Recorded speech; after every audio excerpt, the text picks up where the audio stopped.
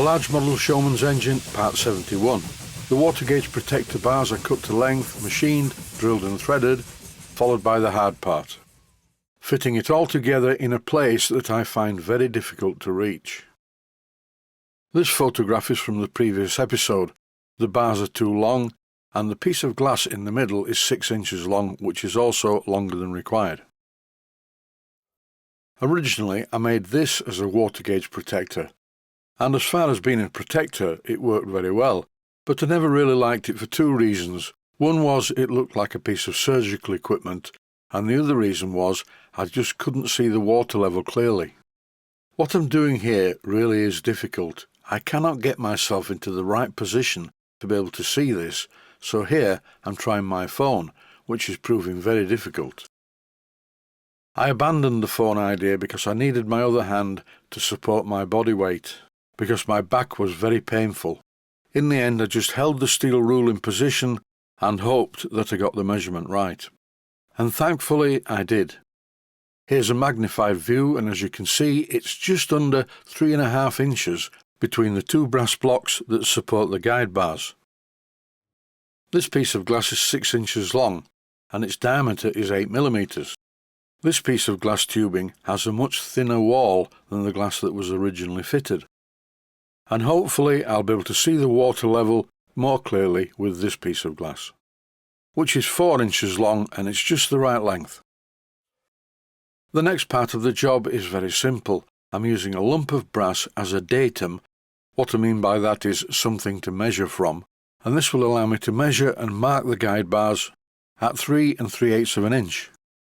Once I'd measured all the bars and marked them with a felt tip pen, I cut them to the correct length using my bandsaw. I thought I'd mention before any expert engineers tell me off is that I've marked the bar with a very thick felt tip pen, and when I cut the bars as shown here, I cut along the edge of the felt tip pen line, not in the middle of it. And the length of every one of the bars ended up being accurate.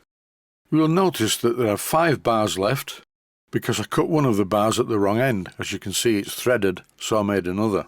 I never throw things like this away. I put them in a box full of little bits and pieces like this, and I delve into this box very frequently for very small pieces of metal. Once I'd cut all of the protector bars, I fitted them one at a time in the chuck, faced across the front like this. Then I used a centre drill, followed by a twist drill, which is tapping size for 6BA. And after purposely drilling the hole deeper than I needed it to be, right up to the felt tip pen mark on the drill bit itself, the next job is to thread the hole fairly deeply using a 6BA tap. I drilled the hole deeper than I needed it to give some room for the swarf created when I threaded it. After cleaning up the edge with a file, that's one of them completed. I threaded the hole by rotating the chuck with my hand, but then to withdraw the tap, I put the lathe into reverse, just to speed up the job. That's one of the protector bars fully completed, another 3 yet to go. Don't worry though, I'm not going to show everything in full sequence. During the drilling operation, you will see that occasionally the drill starts to twist round. That's because it's held in a manual type drill chuck, one without a key. I like these type of chucks because it's much better to have the twist drill spin round in the chuck than snap off in the work. And I almost forgot there's no key to lose. I spun up the lathe for about a second to start off the tapping operation, then continued it by hand, and then I used the lathe under power to withdraw the tap. Once I'd finished them, I wanted to make sure that I'd machined them all to the same length, and the easiest way to do that was to make sure they fitted perfectly in my vernier caliper, and they did. Here I've placed the original gauge protector on top of the new protector bars. And here you can see that it's longer than the protector bars, by approximately the thickness of the 2 brass blocks that the protector bars are going to fit in between. To finish off the job, I cleaned the protector bars using some Brasso wadding, which reminded me of a very snappy comment that I received from a viewer. This expert viewer was condemning the use of Brasso on brass. And in these days of wars and atrocities and the death of our beloved Queen, here's a photograph of a tin of Brasso just to annoy this viewer. Surprisingly, it did not damage the brass protector bars, and to prove that, here they all are. The solvent in the brass hose just helped to remove the tarnish, which is the general idea. Now comes the fun part, or in my case, not the fun part. I generally do things on my own, for the simple reason it's very difficult to get someone to do what I do. There are various people that I could ask for help, but most of them are completely unsuitable for the sort of jobs that I do, especially the young people like my grandchildren. Proficient as they are on iPads, mobile phones and computers, they don't even know which way to turn a bolt to tighten it into a hole. So as usual, it's down to me. Here I'm fitting the gauge glass to see if it's the correct length, and this is the 4-inch piece, and the good news is, yes it is. Even though it may not appear so, I'm actually doing this completely blind, by feel only.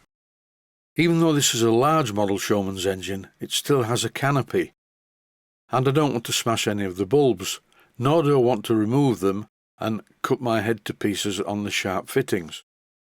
The camera sees everything okay, it's over the other side. On the left, I'm sat on a small buffet at the right, and as I lean into the engine, believe me, my back is really hurting, so I won't be able to do this for very long.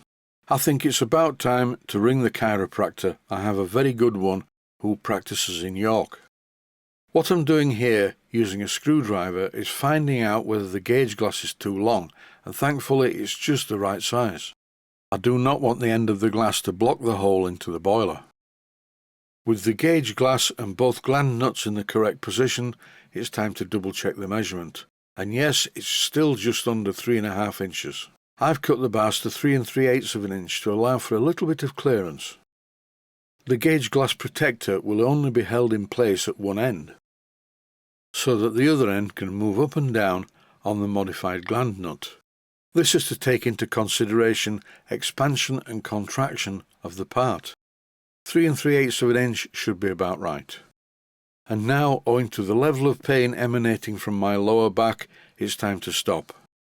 I'm going to spend the rest of the afternoon resting my back by laying on the settee and playing level 112 of my favourite computer game called Skyrim. That's it for now. Please stay safe and healthy. Thanks for watching, and I hope you found it useful. Please take the time to visit my Mainstream Models website and click on the section of the website that says Video Playlists. And by doing that, you can find other videos that you may like to watch. And by using the playlists, you can actually watch the videos back to back.